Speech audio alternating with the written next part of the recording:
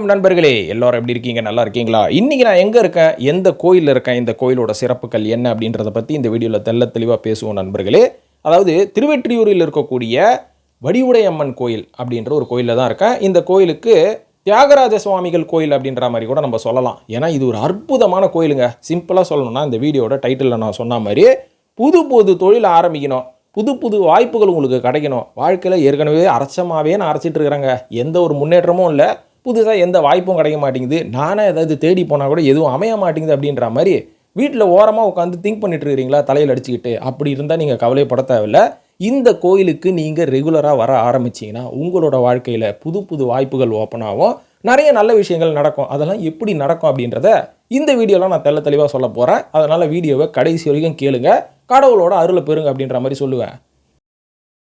அதாவது நம்ம திருவெற்றியூரில் அமைந்திருக்கும் தியாகராஜ சுவாமிகள் வடிவுடையம்மன் கோயிலுக்கு எப்படி போகணுன்னு பார்த்தீங்கன்னா, நீங்கள் சென்னையில் எந்த மூலையில் இருந்தாலும் சரி, உங்களுக்கு டைரெக்டாக திருவெற்றியூர் போகிறதுக்கு உங்களுக்கு பஸ் ஃபெசிலிட்டியும் இருக்குது, மெட்ரோ ஃபெசிலிட்டியும் இருக்குது, எலக்ட்ரிக் ட்ரெயின் ஃபெசிலிட்டியும் இருக்குது. மெட்ரோவில் போகிறதா இருந்தால் தேரடி அப்படின்ற ஒரு ஸ்டாப்பு திருவெற்றியூருக்கு அடுத்ததாக வரும். அந்த தேரடி ஸ்டாப்பில் இறங்கி நீங்கள் நடந்தே போயிடலாம்.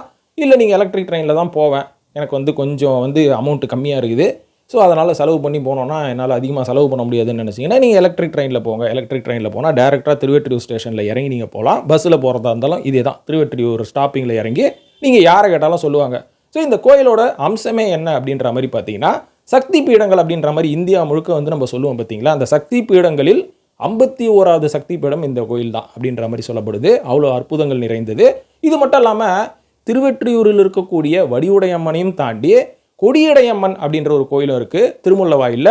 அதுக்கப்புறம் பார்த்தீங்கன்னா திருவுடையம்மன் அப்படின்ற இன்னொரு கோயிலும் இருக்குது மீஞ்சூரில். ஸோ இந்த 3 கோயிலும் அமாவாசை டைமில் நீங்கள் ஒன்றா பார்த்துட்டு வந்தீங்கன்னா நீங்கள் வாழ்க்கையில் நினைக்கிற விஷயங்கள் நடந்துரும் அப்படின்ற மாதிரி ஒரு பெரிய நம்பிக்கையும் இருக்குது. இது மட்டும் இல்லாமல் இந்த கோயில் யாரால் கட்டப்பட்டது அப்படின்ற மாதிரி சொல்கிறாங்கன்னு பார்த்தீங்கன்னா, பல்லவர் காலத்தால் இது கட்டப்பட்டு அதுக்கப்புறம் கொஞ்சம் காலம் கழித்து ராஜேந்திர சோழனால் இது மறுபடியும் சீரமைக்கப்பட்டது அப்படின்ற மாதிரி சொல்கிறாங்க. ஏன்னா அந்த காலகட்டத்தில் அலாவுதீன் கில்ஜி இருக்கார் பார்த்தீங்களா, இவரோட சமஸ்தானத்தில் இருந்தவர் தான் மாலிக் கஃபூர் அப்படின்ற மாதிரி சொல்கிறாங்க. இவரோட ஆட்சி காலத்தில் இந்த கோயில் பயங்கரமாக தரமட்டமாக்கப்பட்டுச்சு.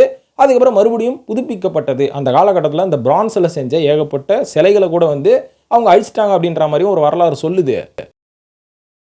இந்த ஒரு சம்பவம் எப்போ நடந்ததுன்னு பார்த்தீங்கன்னா, கிட்டத்தட்ட 15வது செஞ்சுரியில் நடந்ததாக சொல்லப்படுதுங்க. அதுவும் விஜயநகர பேரரசு ஆட்சி காலத்தில் நடந்ததாக சொல்லப்படுது.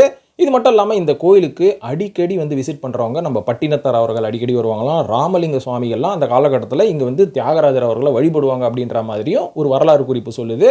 இதோட மூலவரே யாருன்னு பார்த்தீங்கன்னா ஆதிபுரீஸ்வரர் அப்படின்ற மாதிரி சொல்கிறாங்க. இவர் மண் வடிவில் ஒரு மட்டு மாதிரி தான் இவரோட லிங்கம் அமைஞ்சிருக்கும். இதுக்கு ஒரு பெரிய கவசம் ஒன்று மேலே வச்சுருப்பாங்க. இந்த கவசம் வருஷத்தில் ஒரு தடவை மட்டும்தான் அவங்க ரிமூவ் பண்ணுவாங்க. அதுவும் எப்போன்னு பார்த்தீங்கன்னா கார்த்திகை மாதத்தில் வரக்கூடிய பௌர்ணமி அன்றைக்கி அதை ரிமூவ் பண்ணி அந்த மட்டும் இருக்கும். ஸோ அதை பார்க்குறதுக்கு நம்ம சென்னை ஃபுல்லாக இருக்கிற ஏகப்பட்ட சிவன் பக்தர்கள் அந்த கோயிலில் குவிவாங்க.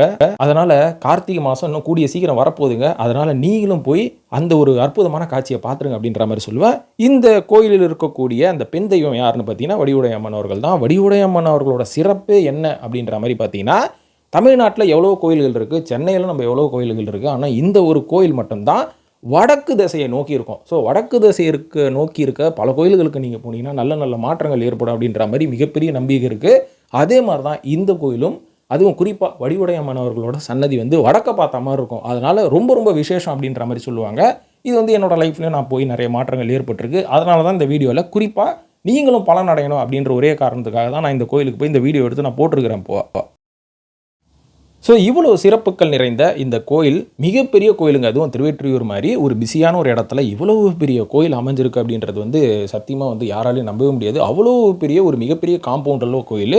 இந்த கோயிலில் ஏகப்பட்ட தெய்வங்களோட சன்னதிகள் இருக்குது அப்படின்னு சொன்னால் இந்த வீடியோவே பத்தாதுங்க. அவ்வளோ தெய்வங்களோட சன்னதிகள் இருக்குது. இப்போ நீங்கள் பார்க்குறதே இந்த கோயிலோட அந்த சுற்று வட்டாரம், அந்த வால் தான். அதாவது குறிப்பாக சொல்லணுன்னா நம்ம தியாகராஜ சுவாமிகள் சொன்ன பார்த்தீங்களா, அவருக்கு முன்னாடி இருக்கக்கூடிய ஆதிபுரீஸ்வரர் சொன்னல அவரோட வாழ் தான். ஸோ இப்போ நீங்கள் பார்க்குறது தியாகராஜ சுவாமிகள், இவருக்கு தனியாக ஒரு சன்னதி இருக்குது, ஆதிபுரீஸ்வரர் அவர்களுக்கு தனியாக சன்னதி இருக்குது. அதுக்கப்புறம் இல்லாமல் வேறு என்னங்க சொல்கிறது, நவகிரகத்துக்குன்னு ஒரு தனியாக ஒரு அழகாக ஒரு செட்டப் ஒன்று அமைச்சிருக்கிறாங்க. ஸோ அது இருக்குது. அதை தாண்டி நவகிரகத்தை நீங்கள் வழிபட்டதுக்கு அப்புறமா வடிவுடையம்மன் அவர்களோட சன்னதி தனியாக இருக்கும். ஸோ இந்த மாதிரி பல சிறப்புகள் கொண்ட இந்த திருவெற்றியூரில் அமைந்திருக்கும் தியாகராஜ சுவாமிகள் கோயிலுக்கு போங்க, வடிவுடையம்மன் அவர்களை வழிபடுங்க. உங்களுக்கும் வந்து பூரணமாக கடவுளோட அருள் பெறட்டும் அப்படின்ற மாதிரி நான் வேண்டிக்கிறேன். ஸோ இந்த வீடியோ பார்த்ததுக்கு நன்றி நண்பர்களே. அடுத்த வீடியோவில் இன்னும் சிறப்பான சில விஷயங்களை பற்றி, சில கோயில்களை பற்றி பேசுவோம். நன்றி, வணக்கம்.